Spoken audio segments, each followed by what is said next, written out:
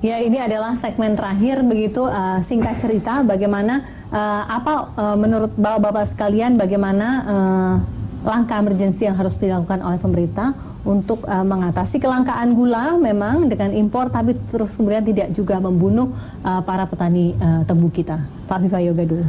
Membatasi kuota importasi dengan cara pemberdayaan dan perlindungan petani tebu lokal.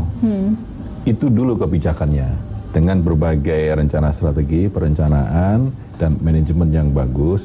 Misalnya pemerintah memberikan bantuan peningkatan pupuk subsidi, ya. Kemudian yang kedua memberikan bantuan subsidi berupa benih yang unggul, karena benih unggul itu menjadi bagian penting ya di dalam peningkatan produksi dan produktivitas.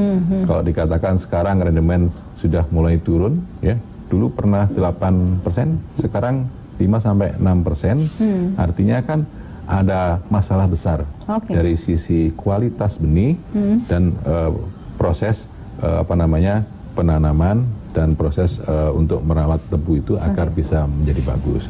Terus kemudian yang ketiga, komitmen pemerintah untuk melindungi dan memberdayakan petani tebu lokal itu sudah menjadi amanah dari undang-undang. Jadi undang-undang ini, yaitu undang-undang pemberdayaan petani, itu sudah diputuskan antara pemerintah bersama dengan DPR.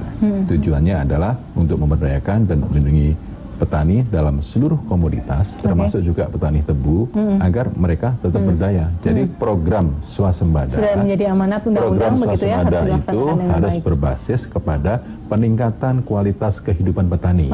Tidak boleh, bukan sebaliknya. Tidak boleh kemudian atas nama kebutuhan konsumsi, kemudian tidak memberdayakan dan melindungi petani, kemudian menggunakan kebijakan instan impor. Nah, itu yang tidak boleh. Pak Agus, silakan singkat saja.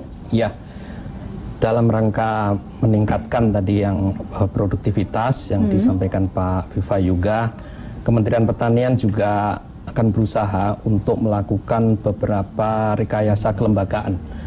Rekayasa kelembagaan dalam hal ini. Itu yang ditunggu-tunggu, Pak. Ya. Tapi katanya lembaga penelitiannya tadi seperti hidup segan mati tak mau begitu.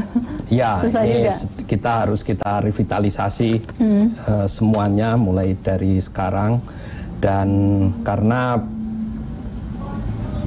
petani tebu ini kecil-kecil, kita akan berusaha untuk melakukan regrouping para petani sehamparan sehingga mekanisasi bisa kita jalankan. Nah, jadi ini merupakan key point juga untuk peningkatan produksi, karena tenaga kerja di sektor pertanian ini sangat-sangat mahal sekarang ini, apalagi pada saat tebang angkut itu perebutan tenaga kerja antar lahan petani itu sangat tinggi, sehingga ini proses yang harus kita lalui dan kita jalankan segera ini, Mbak, untuk tahun 2018-2019 kita menuju swasembada pangan begitu ya, swasembada gula khususnya. Pak Abdul Wahid, silakan.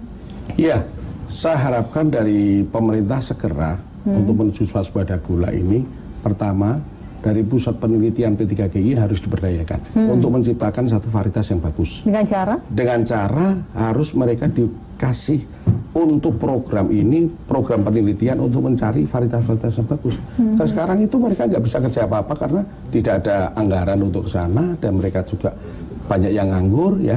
Dan akhirnya bibit-bibit kita ini bibit-bibit yang lama ya. Varietas kita varietas yang lama akhirnya sudah terdegradasi dari rendemen yang 8 sekarang menjadi 5 dan 6. Ini juga akan berbahaya untuk peningkatan produktivitas dan swasembada. Nah, yang pertama itu. Yang kedua, pemerintah harus kami tidak nolak impor ya.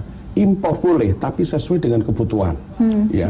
Jangan impor yang untuk mengejar hanya mereka untuk menutupi saja. Ini harusnya impor sesuai kebutuhan. Jangan sampai melebihi daripada kebutuhan itu, akhirnya yang namanya gula rafinasi itu sampai ke pasar. Ini mengakibatkan gula petani ini tidak laku. Ini persoalan di situ. Baik, Pak Abdul Wahid, Pak Viva Yoga, dan Pak Agus Wahyudi, terima kasih sudah hadir di Pro Kontra. Pemirsa, itulah tadi sajian 1 jam Pro Kontra. Kami akan kembali besok tentunya dengan topik-topik hangat lainnya. Saya Fesi Alwi pamit. Selamat malam, sampai jumpa.